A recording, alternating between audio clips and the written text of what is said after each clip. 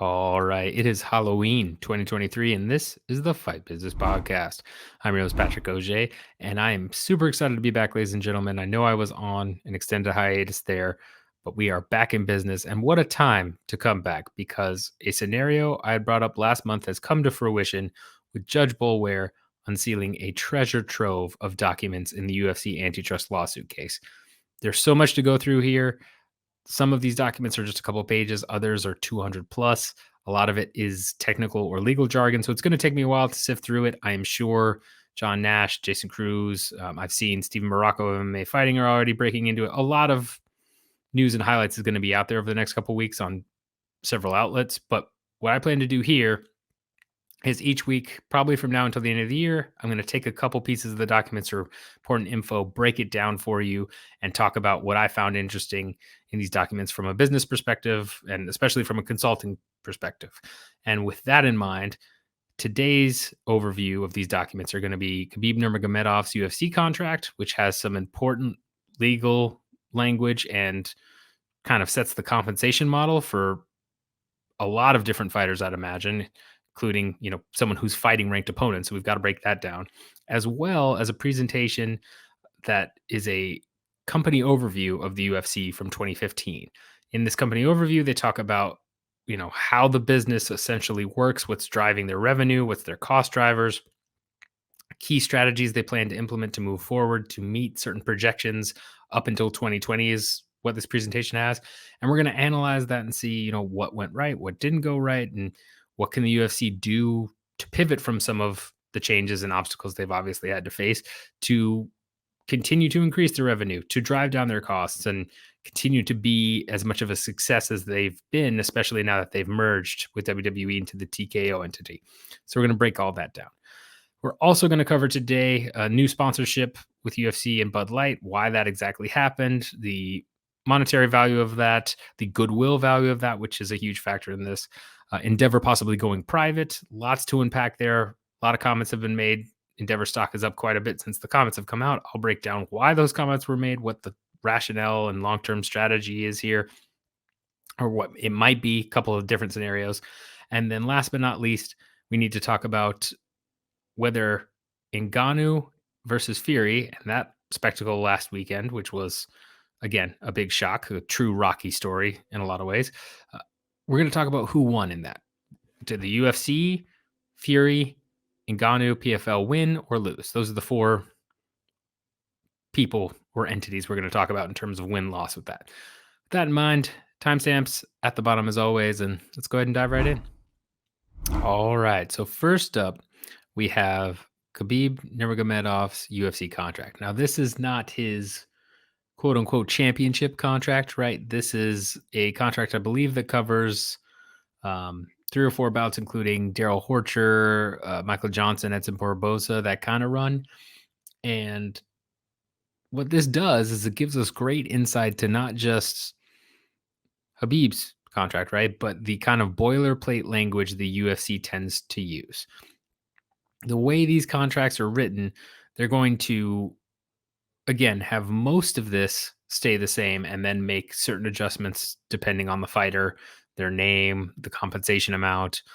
If they have special exceptions, right, they'll put them in there manually. But the core body of this is essentially going to remain the same. And shout out to Jason Cruz, as always, who is actually taking this document and put it unscribed.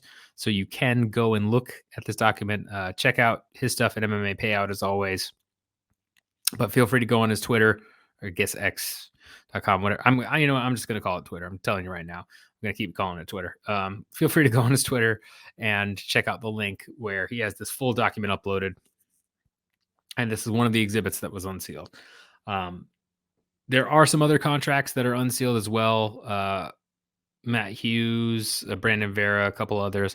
I have not gotten through them yet. I felt Khabib was the most important. I will read through those later, and if there is enough info worth bringing up in another episode, I will. Otherwise, assume a lot of the boilerplate stuff is the same, and I might kind of do it as a cliff note or a quick hit in another episode. But with that in mind, looking through this contract itself, starts off with ancillary rights and use of image. promotional rights, right? Uh, Interesting thing I thought was if the UFC asks for it, the fighter has to provide them I think a 3-minute clip of one of their fights so they can use for promotional purposes. I'm assuming that's for fights outside of the UFC. Otherwise, they already have that. But it talks about their image. Non-exclusive right to use a 3-minute excerpt clip of recording of any bout, including any non-Zuffa UFC bout in which fighter was a participant.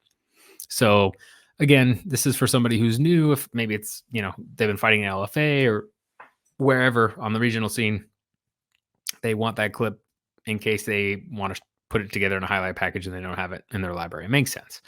But these name and image rights are very similar to what you see in a lot of athlete name and image rights deals. They extend beyond death. That is included in this contract where, if a fighter ends up being severely injured or dying, UFC and Zuffa keeps their rights. And it's, pretty much in perpetuity for the most part, right? I mean, obviously past death, that means they keeps their rights. But I mean, the big thing there would be, if Khabib decides to go start his own video game company, he technically can't put himself in the video game because UFC and Zuffa has his image rights, right? In perpetuity. You see that all the time in wrestling too. Similar stuff, which talks more to the crossover, which we're going to get to a little bit in this episode, but definitely in the next couple, I think, based on some of these documents. But you get through all that, and then you get to promotion. Some interesting tidbits about promotion here that I think we should cover. So essentially, when you're looking at what they classify as promotion, right?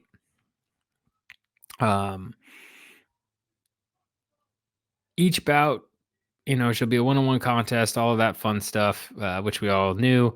But Zuffa shall promote and fighters shall participate in the minimum number of bouts set forth in Article 4 below, which basically is saying like, hey, this contract is for a minimum set number of bouts before it is either terminated or,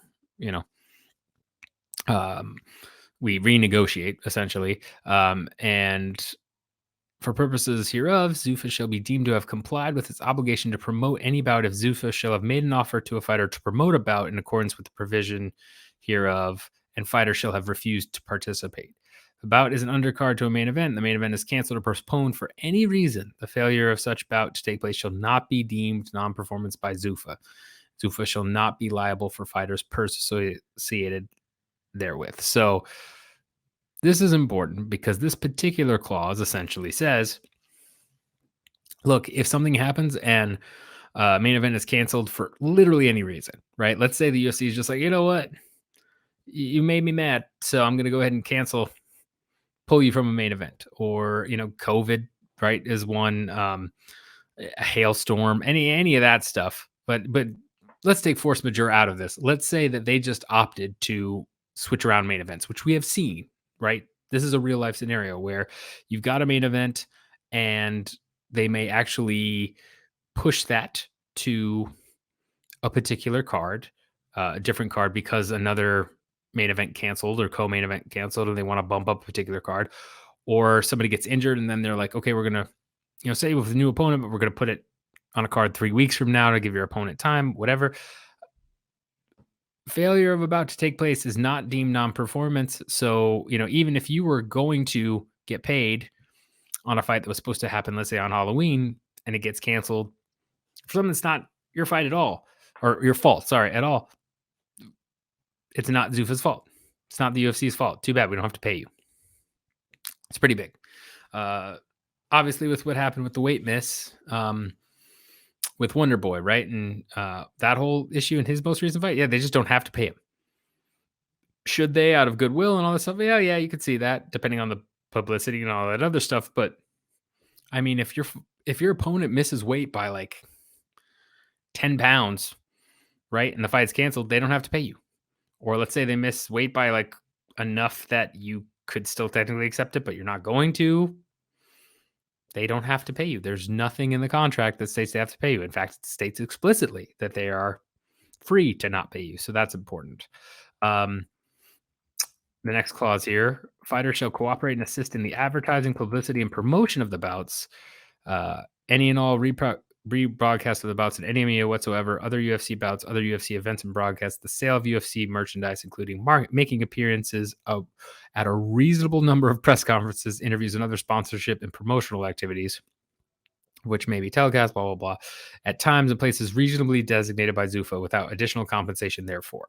For such promotional activities, Zuffa will arrange and pay for fighters' reasonable travel, hotel, and meals. So this clause is also great because it states, like, hey, you are going to cooperate and advertise for us, do publicity for us at no extra money, right? We're going to pay for your meals and your travel and your hotel, but you're not getting any extra money, and it's a reasonable number. So the fun thing about reasonable in contracts, from what I'm led to believe, and this is something I will happily verify with someone like Jason Cruz or someone who's got a law degree, but from my understanding, having seen this in the independent contracting world as a consultant and talking with friends who are lawyers, reasonable is something that can really only be defined if it's challenged, right? What I think is reasonable and you think is reasonable may be two completely different things. One would assume that there are certain outer limits of this, right? Like if they said, for example, oh, hey, um, Khabib, you've got to show up at 100 press conferences between now and your fight in 6 months. Most people are going to think that's unreasonable. So it's pretty much out there, right? If it goes in front of a judge or an arbiter, likely, yeah, that's unreasonable. But let's say they say, no, look, you've got to be in front of 6 press conferences. Meanwhile, I think maybe 4 is reasonable, and I don't really have time or effort if I'm Khabib to do the other 2. Well, 6-month fight, 1 per month. I mean, again, this is press conferences might be the wrong thing. Let's say appearances, media appearances, right? The numbers can get murky. And the only way to really challenge it is to challenge the contract, which you'd have to pay legal fees for. Almost certainly the fight would be canceled, etc. I mean, think about what happened with Conor McGregor and Nate Diaz for UFC 200. That was supposed to be the fight. And Conor didn't show up for the press conference. He wanted to focus on training, especially after his loss to Diaz at 196. And that led to the bout being canceled. That essentially was Zuffa and UFC saying, okay, you're not fulfilling your promotional duties. We are therefore pulling the bout. It was rescheduled later for 202, right? But I mean, I think the first press conference was a ways away. Forget exactly when it was, but it was a fair amount before the UFC 200 in July. And so was it reasonable for McGregor to say, like, nah, like, I'll do other media appearances, I'll do it, but not that one? A lot of people probably thought so, especially since he's moving up in weight. He just lost. A lot of other people probably think not. Only way that term reasonable is truly going to get defined is if you challenge it. So that again gives the UFC a fair amount of leverage, right? Because they get to set the terms. And if you don't agree, the only way and only, avenue you have as a fighter is to challenge it, which will almost certainly lead to a cascade of events where you don't get paid, you're not on the card, etc. It's a nice clause that gives the UFC quite a bit of leverage.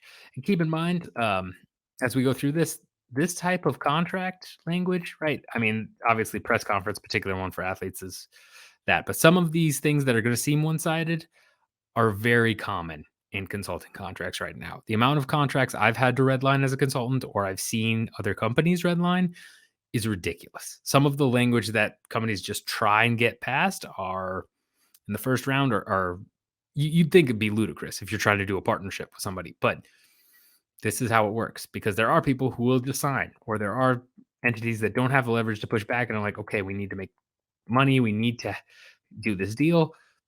We'll give you these concessions. It's all negotiation, but first pass is always the low ball offer, right? This is a clear example of that.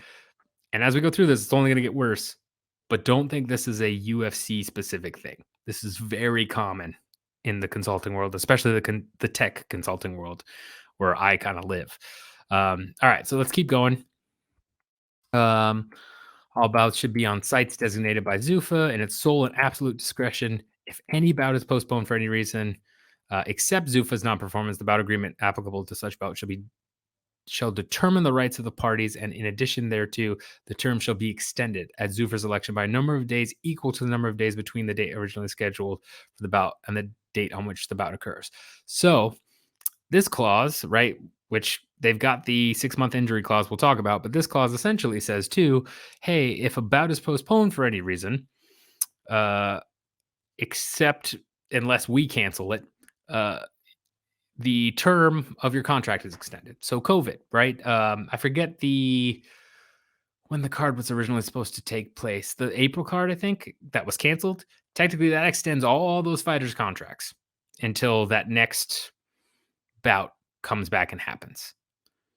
And they get Fight Island done and they do all that. Like, technically, that's a force majeure. Based on this wording, one could easily argue, like, well, okay, we rescheduled it for way down the line. So that's 2, 3 months out of your contract. If you're trying to renegotiate or test free agency, that's not terms you want to hear, but that's how it works. And again, it can be any reason. If a venue cancels, if something happens, it's an issue. Let's see some other clauses here. Here's a big one. During the term, Zuffa shall have the exclusive right to promote all of the fighters' bouts, and fighters shall not participate in or render services as a professional fighter in any other capacity to any other mixed martial art, boxing, professional wrestling, or any other fighting competition or exhibition, except as otherwise expressly permitted by this agreement. So this is a big difference where we just saw Tyson Fury, right, take an exhibition against an 0-0 Francis Ngannou. He can kind of do that, right? As long as he's not putting the belts on the line and the sanctioning body is, saying, hey, like, yeah, you can do this exhibition. You just can't defend your belt. Same with what Floyd Mayweather's been doing right on his retirement tour. That's not an option for the UFC, unless the UFC permits it.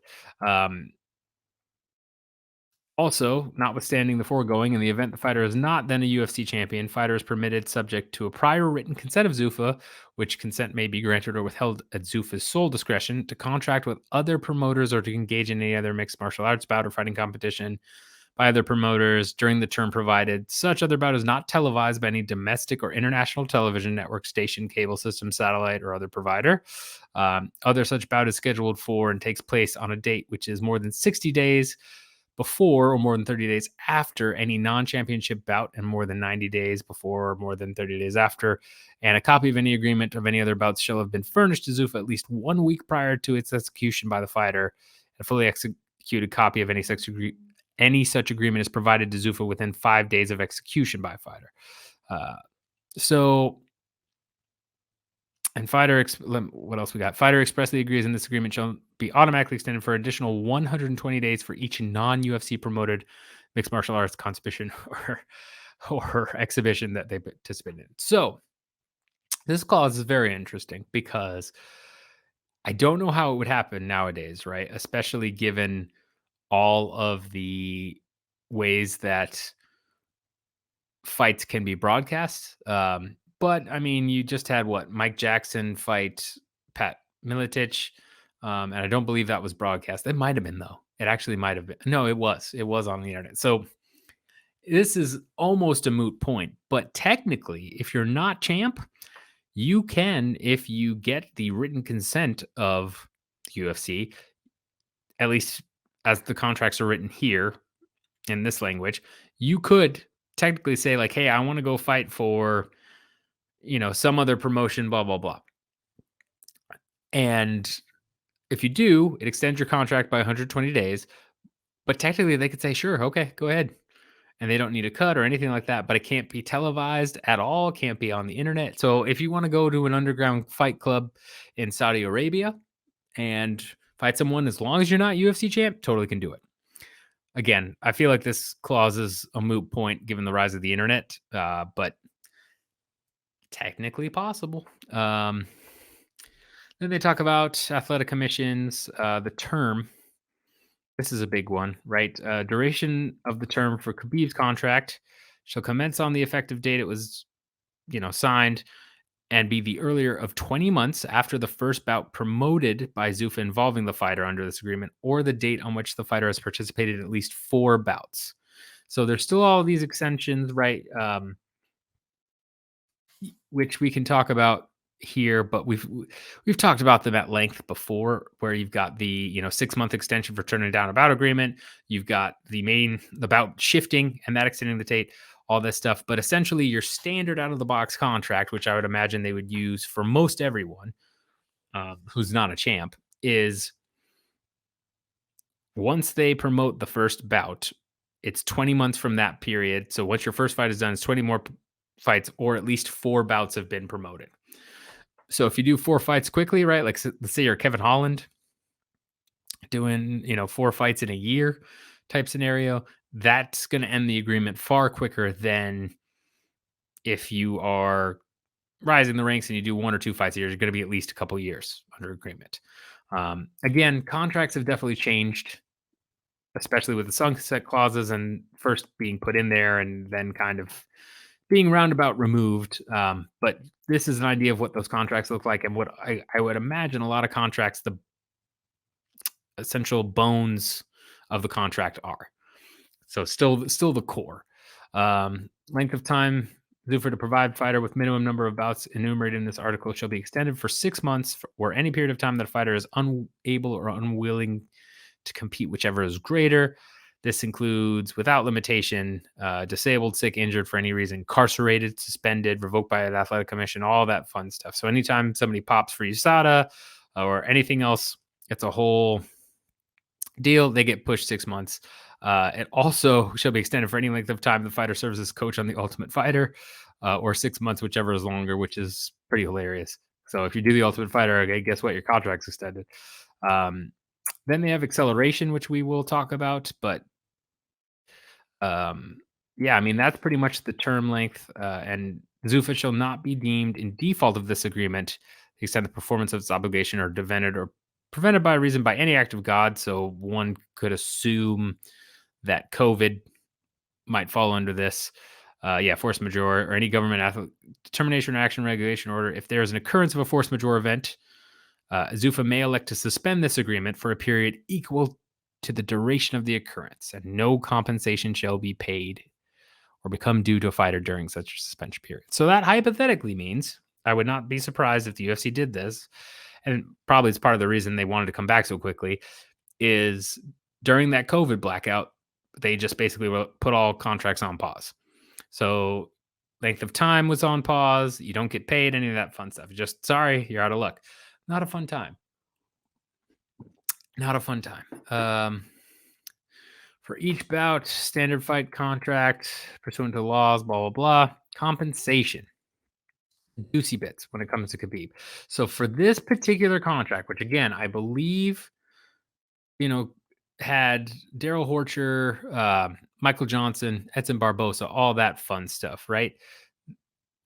The compensation that Khabib Nurmagomedov made is listed as below. So, subject in all events to section 10.1D, which is, fighter's purse, and if and only if fighter is declared the winner of a bout by the athletic commission, a win bonus, each in the amount as set forth below. So, A, fighter's purse for the first bout shall be $21,000, less all permissible or required deductions. So we saw John Makdessi's contract, right? And we saw that, takes out health, takes out like your medical test, takes out like some of your transportation stuff. Like it's just, you lose that plus your tax. So Khabib for these fights is making 21,000 for his first fight on this contract, minus those deductions. And then if and only if fighters declare the winner, they get another 21,000. Here's where it gets interesting to me.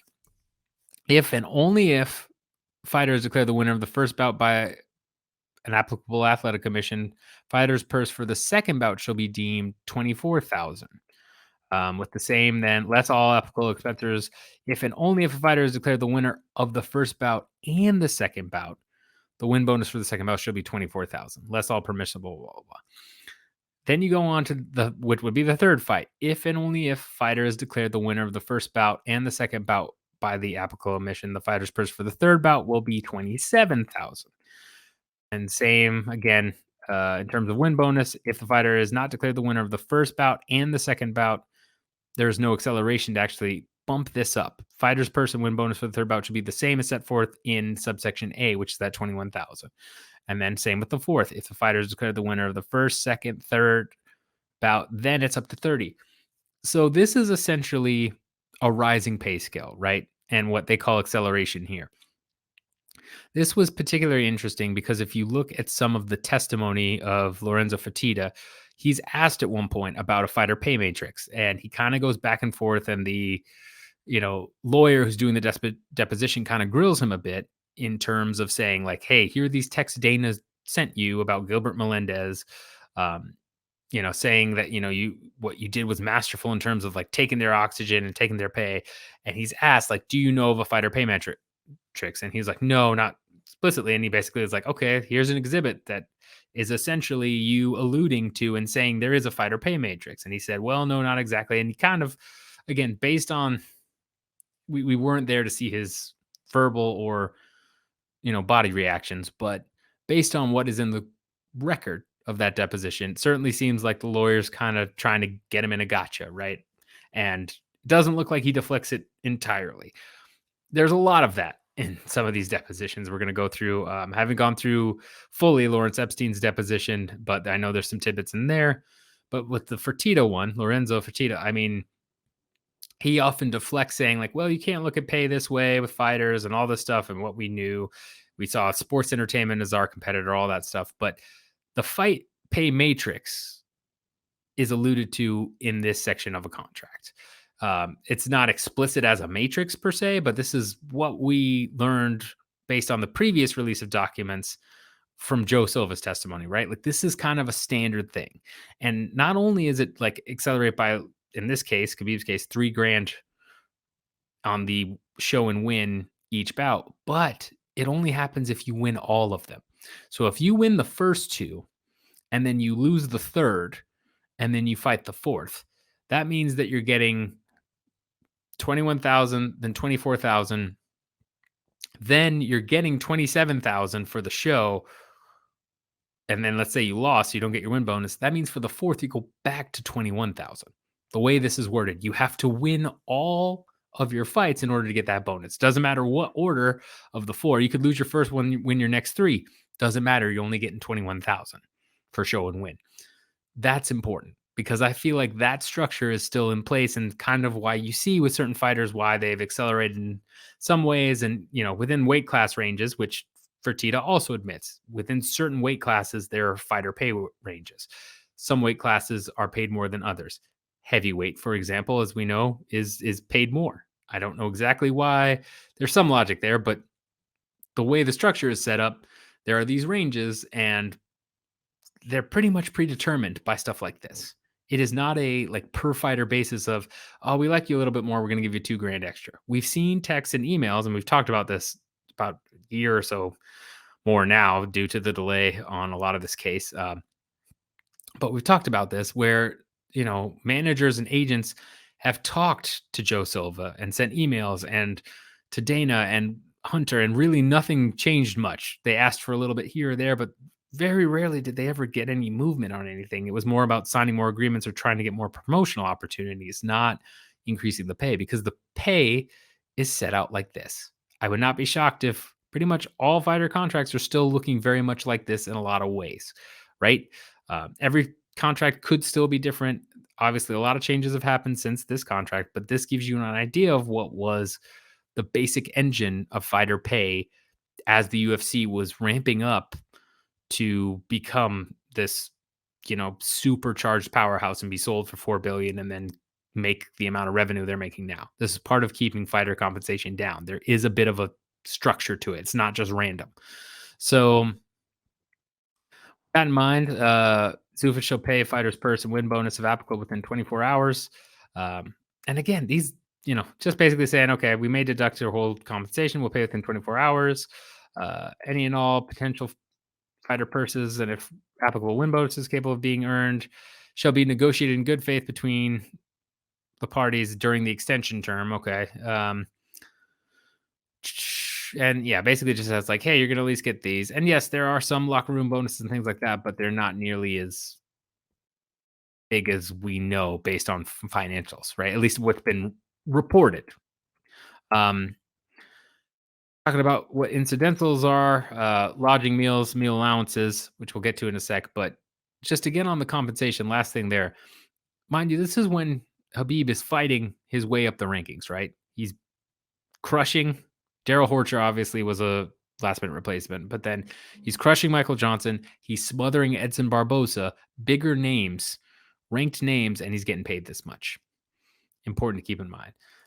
When they talk about incidentals now in Section 7, or Article 7, rather, in addition to fighter's purse uh, and win bonus as provided for above, fighters shall be entitled to the transportation, lodging, meals, or meal allowances and bout tickets identified in the bout agreement for each non-championship bout fighter participates in. Zuffa shall provide a total of one hotel or motel room and two round-trip economy airline class tickets for the fighter and a fighter affiliates, which a fighter affiliate shall include, but not limit to, his manager, agent, trainer, seconds, sparring partners, other persons associated with the fighter who are connected with the bouts. So that pretty much is saying like, hey, not your drinking buddy, but or superstar friend or who have you, it's like somebody that's going to help you out, probably your corner man. So you only get included once. That means, if you're trying to bring your whole corner over, you're of you know, three people in your corner, you're paying for two.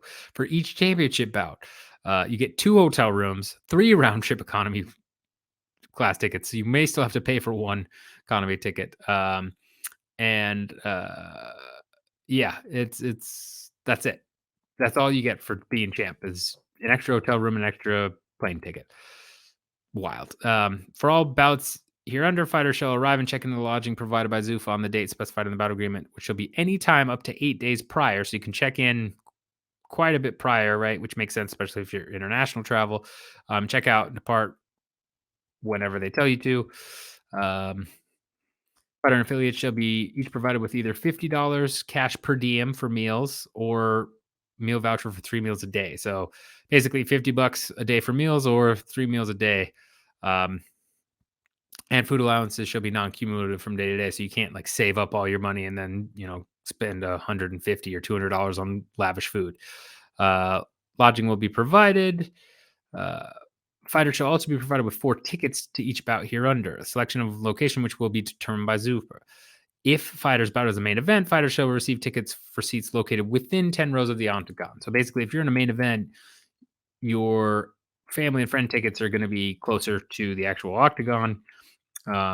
If you're not, well, you get 4 tickets, but wherever Zuffa decides. I remember one time I went to Romero Whittaker 2 in Chicago and actually sat near Anthony Smith's family. And they were in the middle upper rows. So I mean, it was pretty far out there. Weren't bad seats by any means. It was pretty solid seats, but I mean, it's not like first row or still a premium row for all events, right? Depends. But yeah, they were up in it's either the first, second row of the third deck or middle of the second row deck, which is good seats, but still, it's just kind of I'm sure, dependent on the specific event.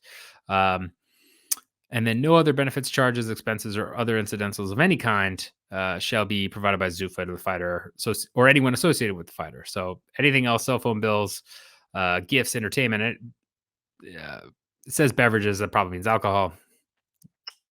You're out of luck. Got to pay for it yourself. Fighter conduct.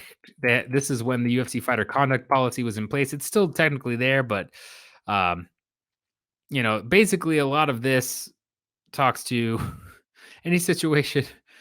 A fighter shall conduct himself in accordance with commonly accepted standards of decency, social conventions, and morals. Fighters shall not commit any act or become involved in any situation or occurrence or make any statement which will reflect negatively upon or bring disrepute, contempt, scandal, ridicule, or disdain to the fighter, the identity of the fighter, any fighter's affiliates, Zuffa, or any of its officers, manager, employee, agents.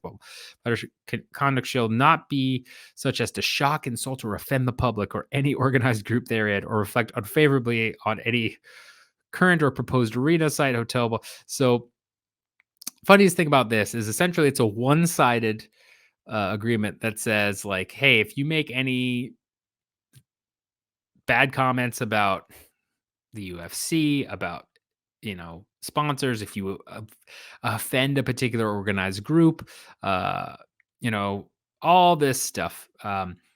This could be violating the code of conduct, which could be a breach of contract. But the UFC will determine that. So obviously, we've seen some pretty ridiculous stuff in the octagon, especially as of late.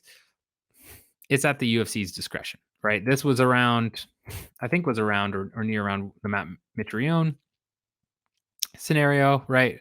Where they kind of introduced this fighter conduct. Well, I don't know how much of that is still technically alive. It's probably still in contracts, but I doubt it's paid that much attention. Uh, and yeah, then we get into controlled substances. With advertising material needs to be go through Zuffa, things of that nature, and then termination and remedies. So this will be the last section we cover on Khabib's contract. So in this particular contract, and I think again this language is probably used in most areas.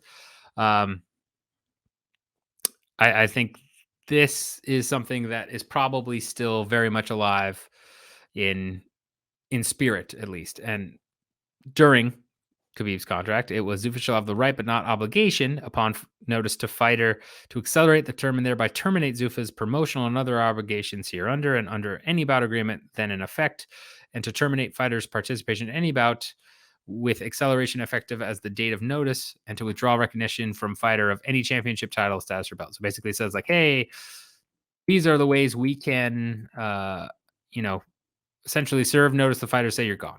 Uh, One, if a fighter fails for any reason whatsoever to engage in the minimum number of bouts offered by Zuffa. So if you just keep rejecting fights, they could cut you.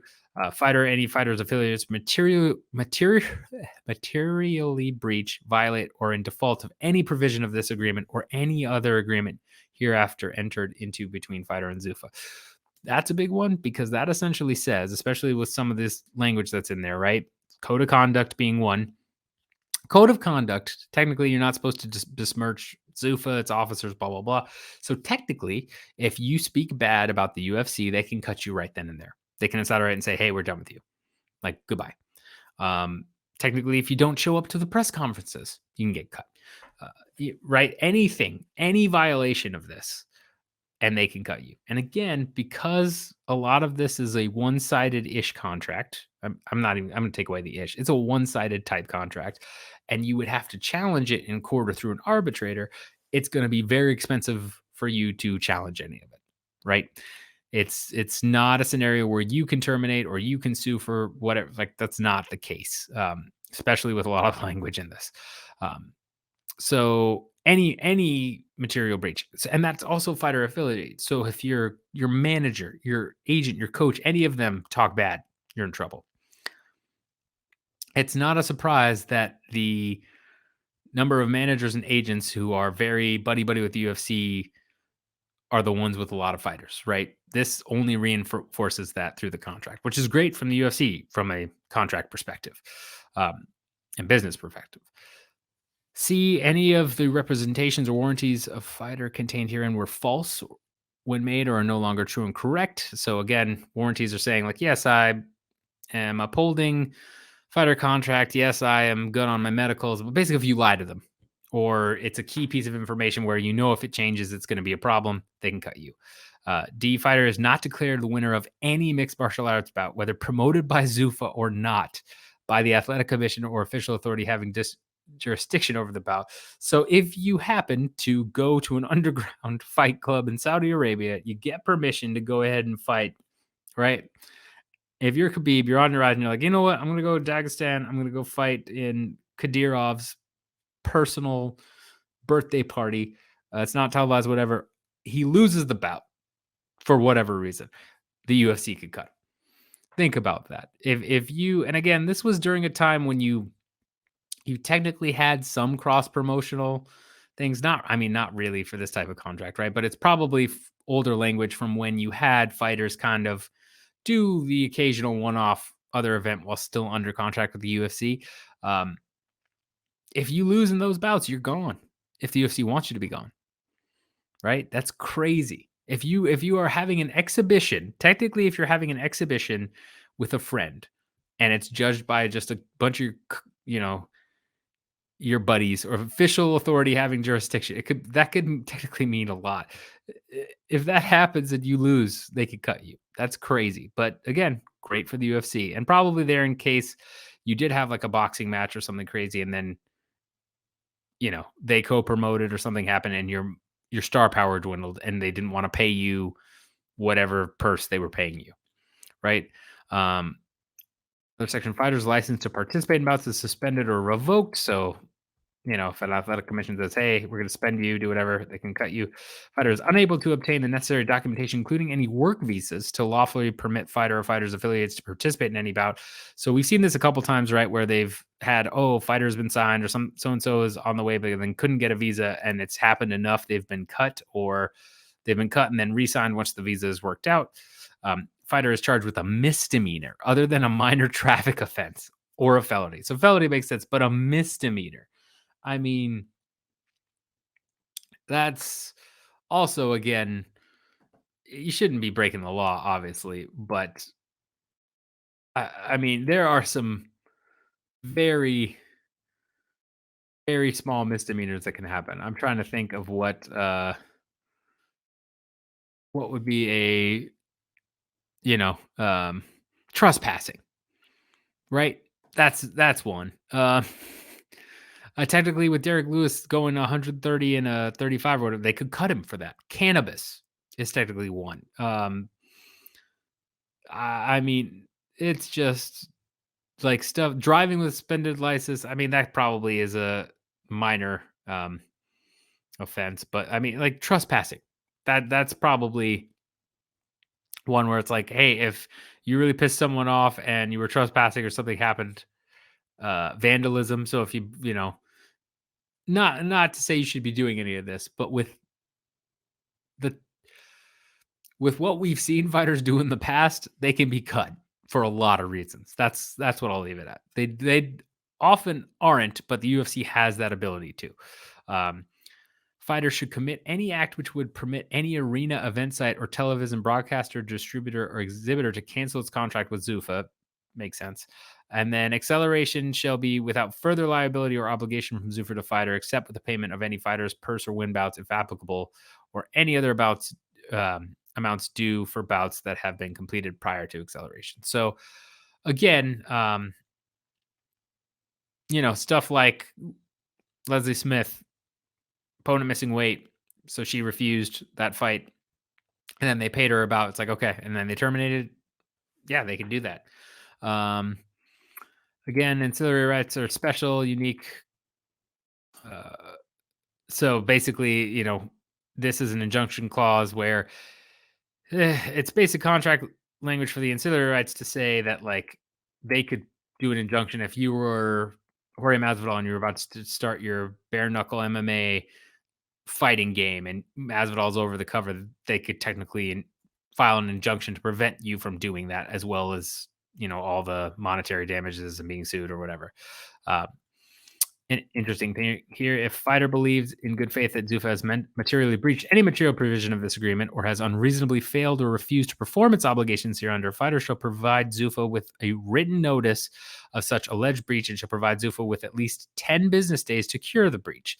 Zuffa fails to cure the alleged material breach within 10 business days of receipt of fighter's written notice, then and only then may fighter seek to terminate this agreement and seek redress for any outstanding compensation owed fighter hereunder. Fighter expressly understands and agrees that a sole remedy for any alleged breach by Zuffa shall be to seek payment for any remaining compensation due to fighter under Article 6, exclusive of any potential applicable win bonuses, and in no event shall fighter be entitled to any consequential, incidental, or punitive damages of any sort. So that's essentially saying if you feel that the UFC has breached something, you can send them in writing something that says like, hey, you need to fix this, and they have 10 business days to fix it. If they do not, you can then seek to terminate the agreement, but you can only get your compensation of your show money, basically. You can't, sue for wrongful blah, blah, blah. I very much wonder if this has ever been used. I wonder if anyone has sent a letter to the UFC and it's just gotten lost. I know of bigger companies where that's happened, where they've been like, hey, like you're in material breach of this. You have 10 days. And then for whatever reason, it got lost and they didn't get it. And it was like, well, you had a receipt where you received this and you didn't fix it. So we're now terminating the agreement. That technically works. Doubt it's happened, but it's there. Also talks about insurance that provide health and accidental death insurance as required by applicable medical commission. Also basically says that accordingly, except for the insurance benefits being provided by Zuffa as described in this article, fighter for himself, his heirs, assignees, executors, and administrators agrees to be solely liable for and will bear the full and complete cost of any medical treatment or disability and any all costs associated with it. And Zuffa shall have the right at its selection to obtain Zuffa's cost and expense, life, or other insurance upon fighter, including but not limited to insurance against the failure of a fighter to appear and participate in any bout, or insurance to cover injuries, and that this coverage is for the benefit of Zuffa. So technically, a fighter could have life insurance on them from Zuffa, and then if they die in the cage, Zuffa or UFC ends up getting paid, which is wild. All right, let's see here. Warranties are basically saying that fighter is entering into this agreement from his own free will. All of that. Right to match in the matching period. So this is a big one and one that's come up quite a bit. Is during the 1 year period after conclusion of the term for any reason whatsoever, titled the matching period, Zuffa shall have the option to match financial terms and conditions of any offer made to the fighter for another bout as defined in this agreement. Fighters shall not accept any offer or enter into any contract or agreement with any promotional entity during this year or this matching period. Prior to the acceptance of any offer made and conditions of the offer, including to but not limited to the identity of the promotional entity making the offer, such notice shall constitute. Fighter shall first deliver to Zuffa or UFC a written notice of material, financial terms, and conditions of the offer that include the promotional identity. So that's a saying like, hey, if you get an offer in this period, you have to submit it to us and say like, hey, Bellator is offering me this much money and these conditions. And then Zuffa shall have 15 business days following the receipt of that to accept the financial terms of the fighter offer. If Zuffa does not accept, fighter can go ahead and take that offer. If they do, then they're essentially, and they match the terms of the offer, the fighter has then contracted and basically enters into a contract with the UFC. So this is highlighted by a tweet that Steven Morocco had, right, with I think Machida, where UFC offered him like a fair amount of money, I think 650 grand or something. Bellator came back with 750 to win or show 250K to win. UFC matched that. Bellator then came back with $1 million offer. UFC matched that, and Lyoto said he would prefer to go with Bellator, so they like let it go. But if UFC wanted to, they could say, no, we're going to go ahead and we're going to enact this, and you are under this contract. And there'd be nothing Lyoto could have done about it in 2018. So first of all, it's crazy. Lyoto Machida is making $1 million per fight at Bellator. That's wild. But secondly, especially in 2018. But secondly, UFC could have pulled the trigger and forced Lyoto to fight for the UFC instead. That's a huge part of how they've formed, or the argument rather, that they formed the monopoly power. And it's a huge reason why, again, these contracts are great for business from the UFC fight and standpoint. And that's pretty much the nuts and bolts of the contract. So again, specifics, and I know that was a lot, but specifics there, especially around Khabib and everything else. I mean, that's a standard contract, and Khabib was not making that much money, right? So it's really, this is how it works. This is a one-sided contract. It's very common. I'm sure it's changed now a little bit, but this is the type of things we're dealing with. That's that boilerplate contract that most fighters were probably under. And Khabib was only making 21 up to 24. He obviously got to the 30 grand show and win purse, but that's what we're dealing with. Let me know your thoughts on this. I know that took up a lot of time, but let me know your thoughts on this, because obviously that's important that we go through that contract. All right, next thing we're going to talk about here is a presentation that was titled the UFC Company Overview that was also an unsealed doc in the UFC antitrust lawsuit case.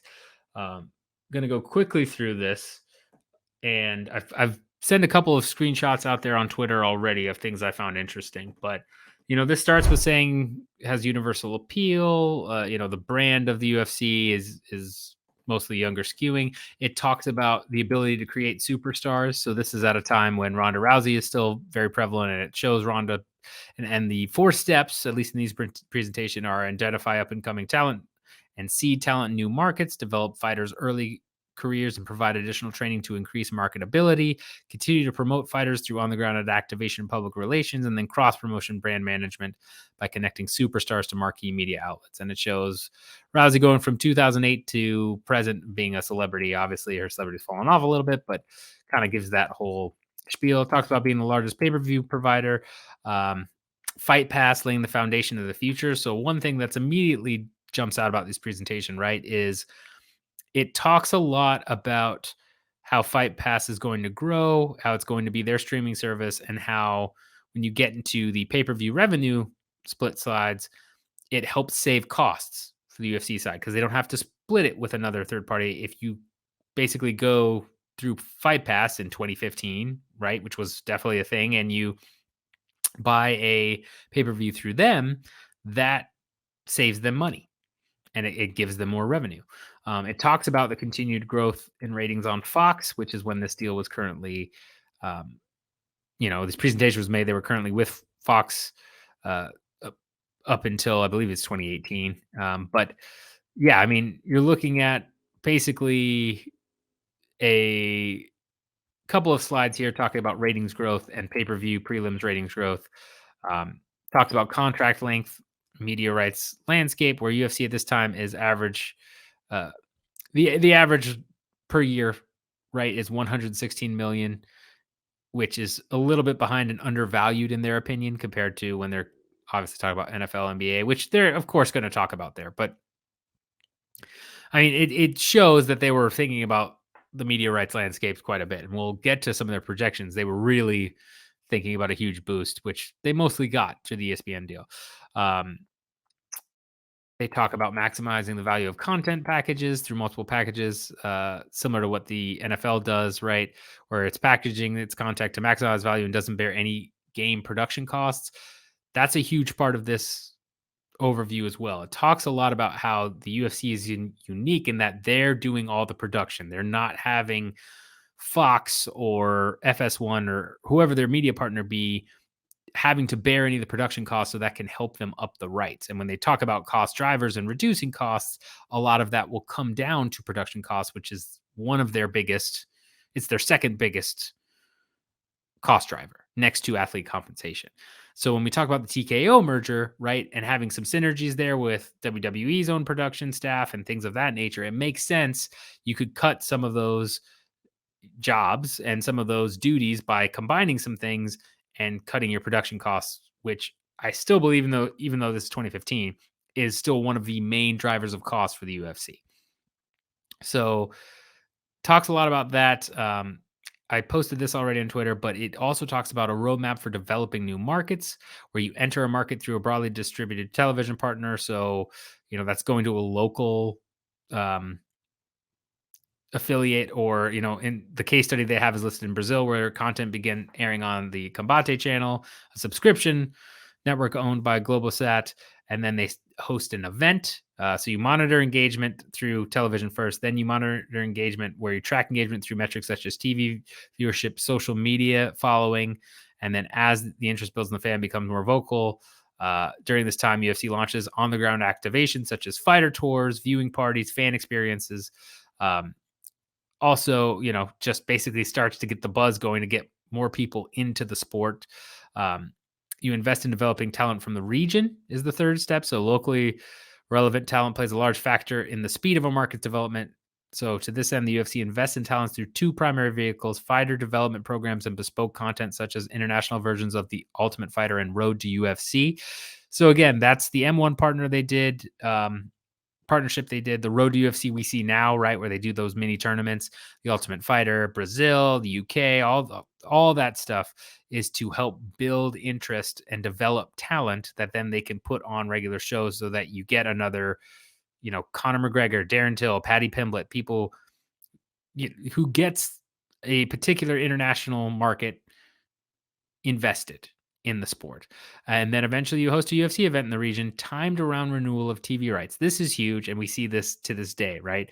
All the O2 events, the Paddy Pimblett, Tom Aspinall events, and those big events they did in the UK right before the UK rights deal was renegotiated. Huge piece of the puzzle and something they're thinking about all the time. So, you host a live event, ensures mass media coverage, and exemplifies the popularity of the UFC brand. And then strategy has successfully resulted in meaningful rights value increases. Yes, we've seen that in this case, they talk about it. Value rights increases in Sweden, Korea, and the Philippines in 2015. So they did that, which they did have a UFC Sweden, Korea, and Philippines events, and they all increased their media rights. So that's a huge portion of this strategy they still implement today. Production capabilities, again, they talk about strategic focus on differentiating UFC events through high production value, that they're the only major sports organization to do a full in-house service. This ties back to Apex events. Everybody complains about them, but again, it helps cut down on costs. You don't have to pay logistics. You don't have to pay additional venue and production value. It's all in-house and easier to do from employees that don't have to travel, that you don't have to pay their for diems, their expenses, all that fun stuff. Don't have to bring in extra people, bring in extra partners or, venue partners, right? If you're doing an event in an arena, chances are the arena has certain vendors and certain things that need a certain kickback, whole bunch of stuff. Apex solves a lot of those problems, especially for the smaller fight nights. So this talks a lot about the Zuffa library and UFC Fight Pass, which is still a thing, but it's obviously here they're looking at it as the future. They don't have the ESPN deal and ESPN Plus lined up yet. It's probably not even that much in the works, or maybe it's been discussed. But at this point, right, they're talking about UFC Fight Pass being that streaming service. And it just further solidifies that had ESPN Plus not come around and that deal not been struck, they would have gone more towards the route of having their own streaming service using, Endeavor's capabilities to cross sell and things of that nature. Event scheduling operations too. They have complete control and flexibility over the event calendar. They target at this point 40 to 45 events annually. That's obviously more now. But they confirms availability in multiple cities for almost every date to ensure location flexibility. So that's good to know, right? So when it's part of what we seen on December 2nd, I think they've been talking about Minnesota. That had been the rumor, but it ends up being Austin. I know Shanghai has just been finalized for December 9th, but they'd been talking about moving that to the stateside if they couldn't get it done. So they book multiple venue availability and kind of hold that so they're okay, right? Matchmaking and venue selection work in tandem. So, for example, if the UFC knows that it has an upcoming event schedule in a particular country or city, they will try to secure a main event featuring that fighter. Or if they want to highlight a fighter, they'll try and secure that fight in a particular region. Makes sense. Talks about New York legalization, which was big at this time. Talks about notable fighters in weight class and athlete development, talking about, at this point, building the performance center, actively managing its roster of retained talent, fighter development programs, which, we've seen in other countries quite a bit now. Athletes, health that goes into that. And then it has a whole slide at this point on UFC China. This is big because this is where things have obviously shifted to. This is a huge reason why Wei Li got that massive push and has been given as many opportunities as possible to become champ and stay champ. You know, you're looking at this, they produced the Ultimate Fighter China landmark reality show in 2014, recently signed a 5-year distribution partnership with PPTV. Over the long run, UFC views China as $100 million plus annual revenue opportunity. UFC's priority is to host its first ever event in mainland China, planning underway for Shanghai in 2017. That did happen. Opening a Shanghai office, driving brand awareness through all that stuff. It has multiple slides on just China. That shows you what a big deal it is, right? Or actually just one particular slide, but talks about China in the international slides quite a bit. It's a big deal. Then And it talks about some of its high impact synergy opportunities with sponsorship sales, right? So UFC sells the majority of its sponsorship in house at this point, and then IMG is one of the largest sponsorship sales capabilities in global sports and can help the UFC increase sponsorship level to levels similar to other sports leagues. We've seen that happen in real time now, right? We continue to see these new sponsorships. Budlight, huge one. Um, that just keeps happening, selling octagon space, all that stuff. That's a huge thing. UFC consumers product business is in its early stages. Um, they expected at this point to build that out more. That didn't really happen as much. Brand expansion and marketing, that's been huge and been building, which was part of their key synergies they were looking for. And then cost synergies was a big part of this, endeavor buying them. UFC has $150 million at this time of overhead costs. We believe there are significant overlap functions at WME/IMG, and we expect fairly meaningful savings potential. So again, you've got WME, IMG doing a lot of the sponsorships and sales, right? On Location is a huge one. Before they had like VIP experience or whatever. So you've got all this going on, and they're basically saying like, hey, here's all the ways that we can kind of save money and change things. Same thing they're doing with TKO now, right? Obviously, you had a lot of people let go from WWE side, but it's the same type of deal. It's let's combine, let's find out where, WWE, you're really good at this, UFC, you're really good at this. Let's put them together, and where we both have weaknesses, we'll chop it off. Where WWE is good at something, UFC is not great, we're going to use WWE's capabilities. Vice versa. Same thing happened back when Endeavor bought the UFC, right? Same exact scenario where, okay, UFC sponsorship, we do a lot of in-house stuff. We don't have a great, sponsorship team or reach. IMG WME has a huge reach and has, incredible sponsorship sales. We'll get it together. And it worked, right? Obviously, sponsorship's been huge. Then they talk about revenue and financial drivers in general.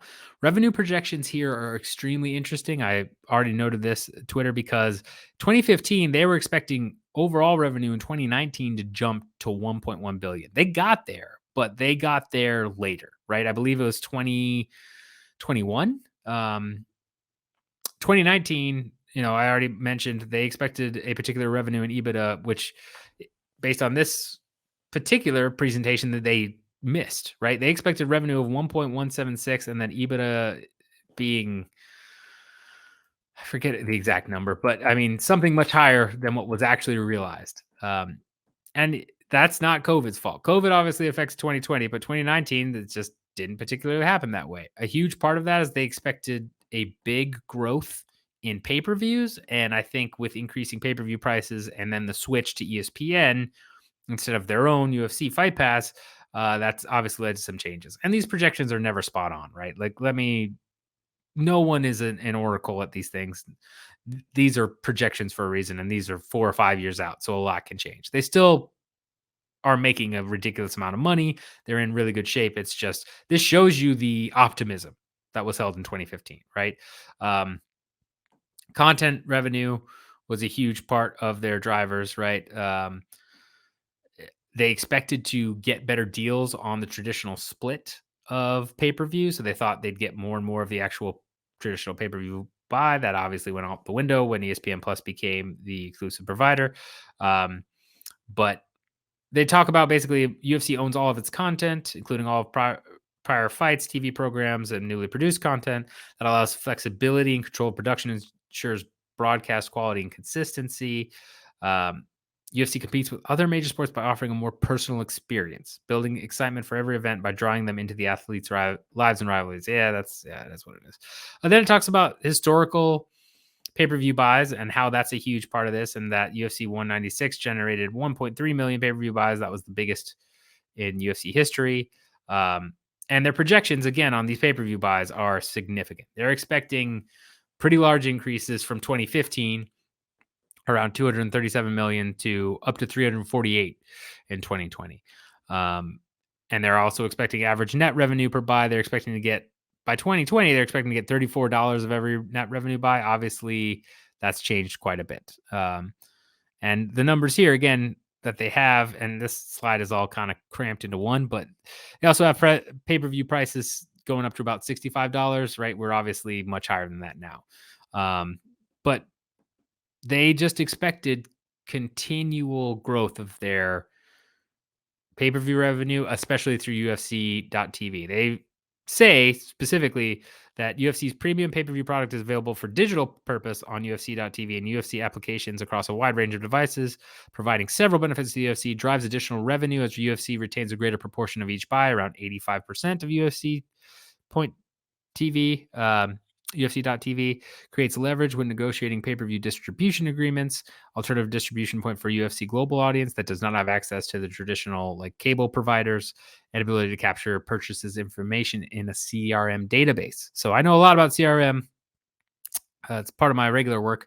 But essentially, it's saying, hey, if you buy a UFC pay per view through UFC.tv, we're going to take your name, your information, all that, put you in a database, and then we're going to track your marketing capabilities. We're going to give you drip campaigns where we're going to send out emails about so and so, all that fun stuff. So that helps them build a giant database of customers that then they can analyze the data for to kind of help predict trends. Commercial pay-per-view, they also expected to be a bigger thing. Key accounts listed here are Hooters and Buffalo Wild Wings. Obviously, those have dropped off a bit, right? They don't have them as much. They're still in B-dubs quite a place, but I don't know about Hooters as much. Hooters has struggled a bit. They also, at this point, we're currently testing in TGI Fridays and Applebee's. Currently testing in 20 locations of TGI Fridays, but that obviously didn't seem to go anywhere. And again, they were hoping that shift to commercial pay-per-view, so when you go to a bar restaurant, to digital would help drive the margin through UFC.tv. That obviously changed again when ESPN Plus happened. I'm not sure exactly how, but that makes a huge difference. Then it talks a lot about UFC Fight Pass, which again, kind of hard to say where that's landed. It's definitely not as big as they expected, given the ESPN Plus deal and all the arrangements made there. Then it talks about media rights and expected a huge jump in media rights up to $464 million by 2020, and talks about the increase in media rights. And they were pretty much spot on there where they got a giant increase in those rights, right? Like that has helped them quite a bit. And international media rights, again, they talk about at this point, Brazil is their most significant market, but then the opportunity to replicate the success of Brazil across key markets through continued investment is huge. Specifically, they mentioned China, Sweden, all those fun places. And key markets that are underutilized at this point are Canada, France, Germany, UK, Netherlands. Those are all areas, right, that they then moved into, right? UK and France being the most recent ones, but I would imagine Germany's up there too. I imagine Germany might be the next place they kind of go to. Russia, right? Then it talks about live event revenue, hoping for bigger gates. Again, this is talk about MSG trying to get gates similar to Las Vegas for the marquee events. They obviously exceeded those expectations. Ticket sales, prices of tickets have gone up exponentially there, so they know. Then they talk about sponsorships being a huge portion of it, which, as we've seen, that's been a huge key strategy they've utilized recently, the UFC, in terms of trying to get these new sponsorships, get deals done. Talk about 15 available categories: automobile manufacturers, automobile aftermarket manufacturers, tires, which they have Toyo tires, beer, which we know is Budlight, energy drinks, soft drinks, spirits, consumer electronics, include cell phones, packaged goods, food, non-food, entertainment, video games, video game platforms, television, financial services, insurance, telecommunications, burger sandwiches, pizza, all that stuff are categories they're trying to, at this point, get exclusive partners for. They additionally believe, they list here, growth will be driven by rate card increases and sell-through rate market improvement, particularly in international markets, and significant opportunity remains to grow revenue through securing partners in the remaining open categories. And there's, at this juncture, there's about 10 in this particular presentation. But basically saying like, hey, we need to get more sponsors, which they did. Consumer products was a big thing too, where they expected a lot of consumer product growth with the Fight Kit partnership with Reebok, video game with EA Sports, e-commerce offerings, the UFC store. That's probably fell a little bit short. Additional revenue from UFC's joint venture in UFC Gym is listed, which obviously the UFC Gym has kind of fallen off. But a key thing they bring up, and I think will be a big synergy they look to get from the WWE merger is there's a case study of UFC versus WWE consumer products in this, where it talks about 2015 consumer products revenue is 3.1% of total revenue for UFC, but 14.9% for WWE. And obviously, with WWE, you've got the title belts, you've got a lot t-shirts and all those types of merchandise movers. That's not as prevalent in the UFC. Would not be surprised if they try and take some of those processes and strategies WWE is used and known about and now apply them to the UFC to drive consumer products, because that is a huge portion of revenue that they projected in the future that didn't really get realized, at least as far as we can tell. Cost of sales is athlete compensation and production. Marketing's up there too, and then there's kind of other cost of sales, but really the big ones are athlete cost of sales and production. And production they expect to remain flat in this presentation. Athlete cost drivers they expect to grow quite a bit, which obviously did happen, right? But it's also been reduced. They've really done a good job keeping fighter costs down and getting under that 20%. Um, Operating expensive drivers too, compensation, things of that nature. Consulting airplanes are listed at this point because that's always fun, right? Private planes, but again, goes on to keep talking about uh, EBITDA cash flow conversion. I'm sure Nash and a couple others will do big dives into this historical balance sheet stuff, which is interesting.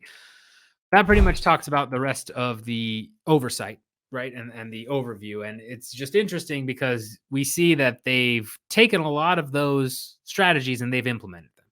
And some haven't worked out, right? Consumer products, the UFC gym, some of the UFC Fight Pass that obviously changed, but a lot of them have. The international building markets in the UK, in France, we're seeing that right now. China's been massive. Sponsorship has been a huge deal. So for the most part, they're on track in that regard. Financials aren't quite there compared to their projections, but they're still making money hand over fist. It's a win. If you're 2015 Ari and crew looking and Dana and crew looking at this saying, hey, here's where we are in 2020, you're probably happy. 2023, rather, you're probably happy with what you projected and where you are. Probably want more, of course, but they always do.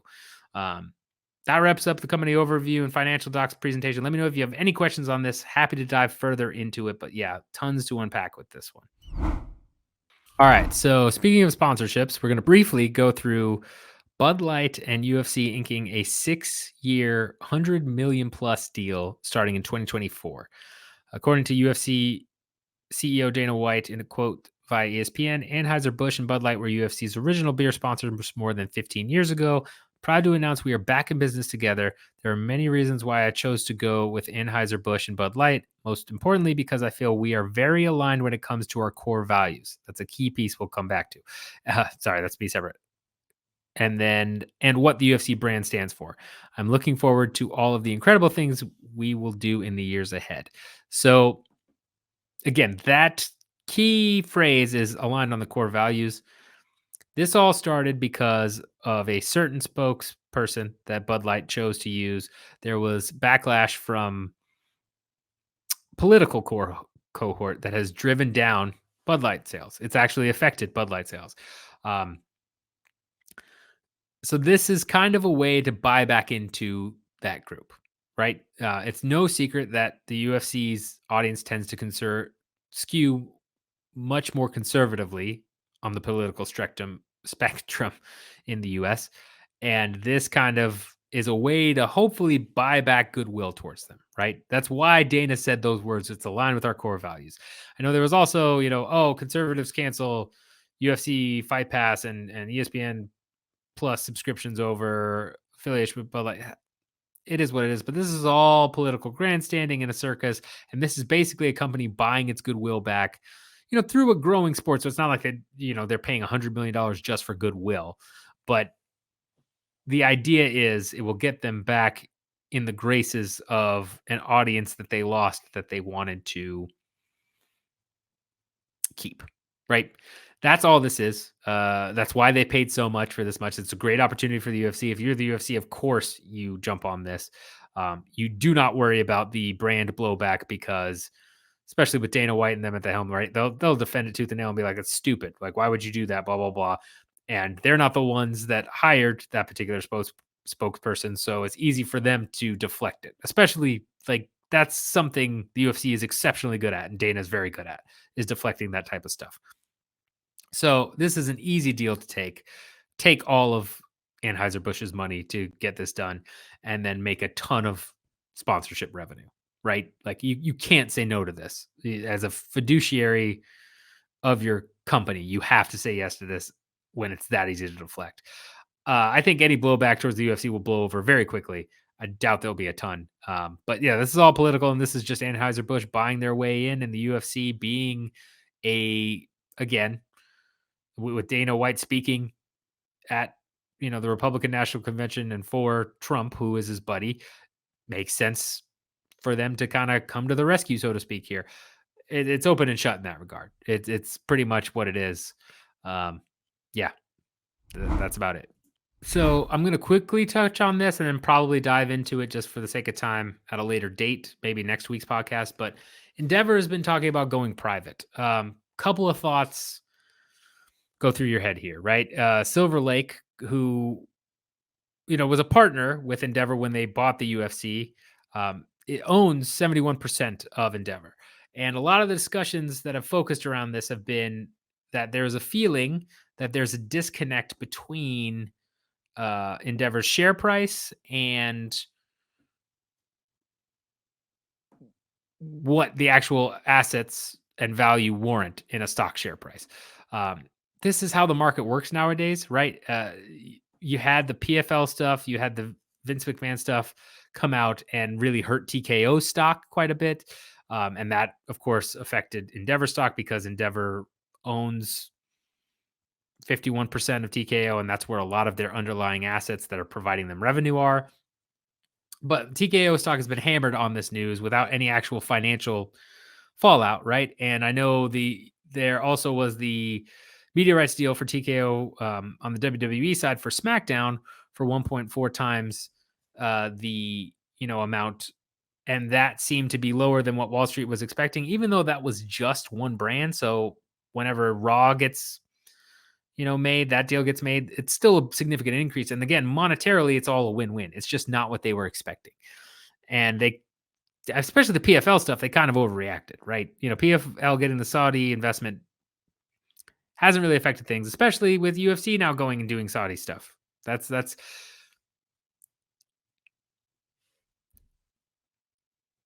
this is a scenario where, especially when your rival firm CAA gets bought, a majority share gets bought by a French billionaire, right, for like 7 billion or whatever it was, and it was 15 times what the assets values were. Ari even says, like, what, they got 15 times? Like, we're not asking for that. We're asking for 6 times. I'll eat on 6 times in terms of what Endeavor's assets are. And that's the type of scenario where Ari basically and co are probably frustrated that the price share is so low. And Silver Lake is saying, hey, look, there's a good opportunity here for us to go ahead and buy you guys out and just completely buy, take you private. We'll give you a ton of money, right? We'll buy out your shares. You'll be happy. And then our thought is the underlying assets here will definitely yield more results in the future. So when Wall Street stops overreacting, we'll make a ton of money. And it's basically a semi backdoor way to buy more TKO stock, which is what most of Endeavor stock is tied up in anyway, and get that at a good price now while things are low when they shouldn't be low, right? And looking at this from a business perspective, I would say that that take is probably pretty right. Right? Like, I do not understand the drop in, there's no fundamental reason that TKO and Endeavor should have dropped as much as they have over this past year post-merger and since Endeavor went public. If anything, with the deals they've made, do you think that it would be good? Like, I mean, UFC is not going to get 2 times the media rights, I don't think, what they were looking for, but they're still going to get a significant increase from where they are now. SmackDown didn't get 1.5 times media rights or whatever. They still got 1.4. And then there's the, Vince McMahon stuff. Well, Vince McMahon's essentially out of creative and his shares are on the market to be bought. I mean, it's he's not in charge anymore. It's easy to kind of offload him despite what promises were made. Oh, he said we're going to do, yeah, whatever. Already said, Vince is key creative. Yeah, sure. No, he's already out of creative, right? This is business. Of course, that's an easy decision to make. So fundamentally, in looking at just the overall landscape, yeah, things are tightening in the media rights market. They're not going to get what they were hoping to, but they're still going to get meaningful increases, and they're still going to be having a ridiculous profitability on the UFC side and probably on the WWE side. If anything, those should probably increase due to some synergies they have to reduce costs.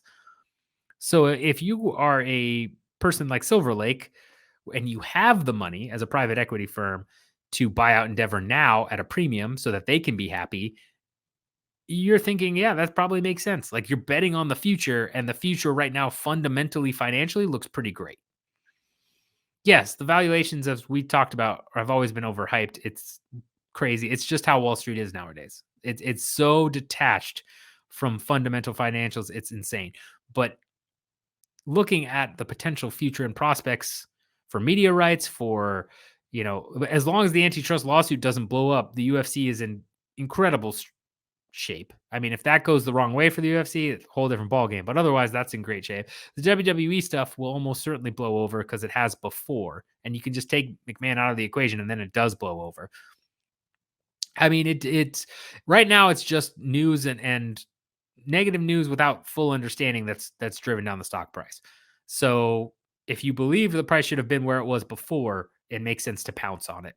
If you are a private investor and you're looking to take it private, right? Take the premium, do that now. That, or the technically another scenario is how bad the media rights is going to be, and you want to kind of insulate yourself because you want to get more private investment, and then this is a way for you to take it private. Then say the price is whatever it is because you're a privately owned company, and you can kind of value it just on fundamentals, not what stock people are doing. And this is a way to kind of shield yourself from that. But I really feel like it's the other scenario, right? This is a way for someone to buy Endeavor and TKO, more Endeavor and TKO stock at what they believe, a very deep discount for future revenue. I gotta imagine that's the case. Now, will Ari and crew actually go for this? And yeah, we'll see. But I wouldn't be shocked, especially based on his most recent comments. If Silver Lake is willing to pony up quite a bit per share to buy out everyone else, makes sense. It's part of the reason Endeavor spikes or shares have gone back up like 25% on the new talk of doing private. Again, it's just talk about going private. There's no actual known like this is definitely going to happen, whatever. But that in itself has caused the share price to go way up. They could never bring it up again, and Endeavor could stay public. I bet the price still hovers around the 22, 21 range or whatever. As long as there's no rumors of, oh, we're not going private. As long as that doesn't happen, I bet it stays where it is. For years, it could, hypothetically. That's just how the market works right now. So I think that's the strategy behind this. It makes sense to me. I mean, let me know your thoughts on it. But yeah, if Endeavor does go private, I'm not shocked, especially with TKO being so much of their assets. Yeah, why not, if you can afford it, get the discount now? It's hard for me unless you've got some insider information that says otherwise. I can't understand it. I'm with the idea of looking at that as a strategic alternative at this point. All right, last thing we're going to very quickly run through here because I'm short on time. Ngannou versus Fury. Crazy Rocky Balboa story, right?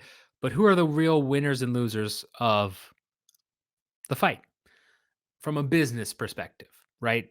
Purely business perspective. Let's go through the list. We're going to start at the UFC. UFC is by far the biggest loser in this regard, or second biggest, and I'll explain why. It's either second biggest or biggest loser. And that is because you could have co-promoted this fight. With how well Ngannou did, he almost certainly would earn him more crossover potential. Whatever you would have had to pay Ngannou or concessions you would have to make, at least some of the concessions, right? Financial, you probably aren't going to do the fighter pension and things like that he was trying to get. But you make the financial concessions earlier on. You co-promote this fight with Fury, and you're making Conor McGregor, Mayweather money, probably not to that extent, but you're making good money with a very good potential rematch now, right? And so you're going to make, between the two fights, you're going to make more than you would on Floyd versus Conor for sure. And you could have co-promoted it, would have made sense. But alas, they let him walk. So this is kind of their worst case scenario in a lot of ways, because Ngannou came dangerously close to beating Fury. It's very easy to score those scorecards that he did beat Fury, and that's huge. And I can't imagine a rematch doesn't happen. So yeah, they lose in that regard. A rare loss from a business perspective for the UFC, but a pretty clear one. Fury actually wins here. Not the biggest winner, but he does win here, and here's why. His stock is down a little bit now, right? And it's like, oh, this is the whole thing. But the narrative, right, and the media story is like, again, this is a true Rocky Balboa moment. Nobody gave Ngannou a chance. Look at how good he is. It's not disparaging Fury that much as it is hyping up Ngannou. Now, was Fury out of shape? Did he not take it seriously? There's a lot of speculation that's true. It from an outsider perspective, I could say, yeah, I could believe that. But either way, you still walked away with the W. And people don't remember that like Triple G versus Canelo was a draw in part because Adelaide Bird is insane for that scorecard for Canelo, right? Or the Canelo Floyd score. Like they don't remember that stuff. They remember that it was a draw and then Canelo won the other bouts, or that Floyd beat Canelo, right? Like they give it enough time. Happens in MMA all the time. It's not about how close the fight was. It's about the record. As much as I hate that and I rail against it, that's definitely the truth. So for Fury, this is still a win, and he can come back. He can train harder if he was slacking, and he can hopefully beat Francis. And the rematch is going to do way more financially. And there's no way you don't set up a rematch, right? Like even the Usyk fight, which has now been pushed back to February, now looks like Usyk has a much more of a chance against Fury based on how he looked against Ngannou. So that's probably going to draw more interest for that fight. Any which way you look at it, there's more interest now in what Tyson Fury does next in his next fights than there was before the Ngannou fight. And from a business perspective, financial perspective, that's a win. It's not the way you want to get a win, but it's a win nonetheless. Ngannou, easiest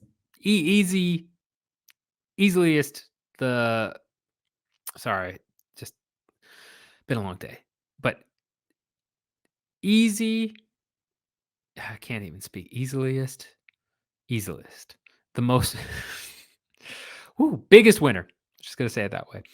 Biggest winner of the night by far in this scenario is Ngannou, right? He can now go into boxing. He can certainly get a rematch with Fury. I don't know why he would compete in MMA unless he absolutely like had to for contractual reasons, because why he wouldn't go just box now is beyond me. He'll make way more money. He can immediately throw himself into contendership with that performance. It's a done deal. It's life-changing for him. He now has whatever he wants, right? He can go to PFL. I mean, MMA is more of a risk for him, right? If he ends up going and losing to Ante Delija or anyone else, right, for PFL's heavyweights on a fluke or something, that hurts his stock. That hurts his ability to rematch with Fury or fight Deontay Wilder or what have you. I mean, he is on top of the world right now, and he now has a easily open door to walk into boxing and make way more money than he ever did in MMA. So he wins by far, which leads us to PFL. They are the biggest losers of the whole scenario until Ngannou walked into the cage. And then they're the second biggest winners.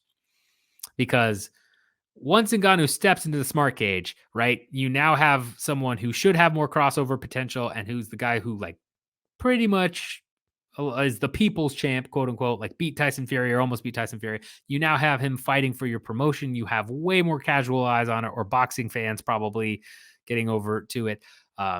This could easily catapult Ngannou's crossover star potential, and you've got him under contract for MMA. You are sitting pretty. It's going to be great. But if he never steps into the cage because of that Fury fight, yes, you had the association that you signed him and he did all this stuff, but it will fade very quickly. And it's very possible that he just stays over in boxing. And he says, I'm not going back to MMA. I'm going to go make a ton more money doing this. Why would I ever go back to MMA? Forget that.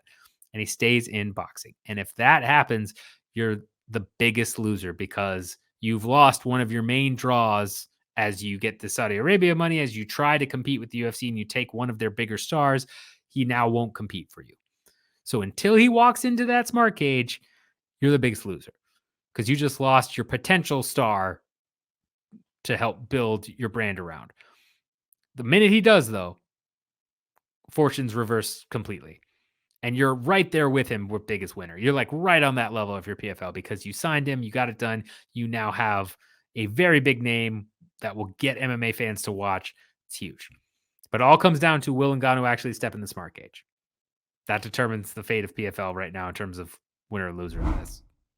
And yeah, that's my thoughts on that. Let me know if you agree, disagree, any of that stuff. But that's where I stand on the whole scenario. All right. Thank you so much for watching. Like, subscribe, bell notification, all that fun stuff. If you're watching on YouTube, if you're listening on Stitcher, Apple Podcast, Spotify, I love you guys as always. Need to wrap this up because I gotta go, but we will be doing more of these in November. Appreciate y'all. And until next time, get money.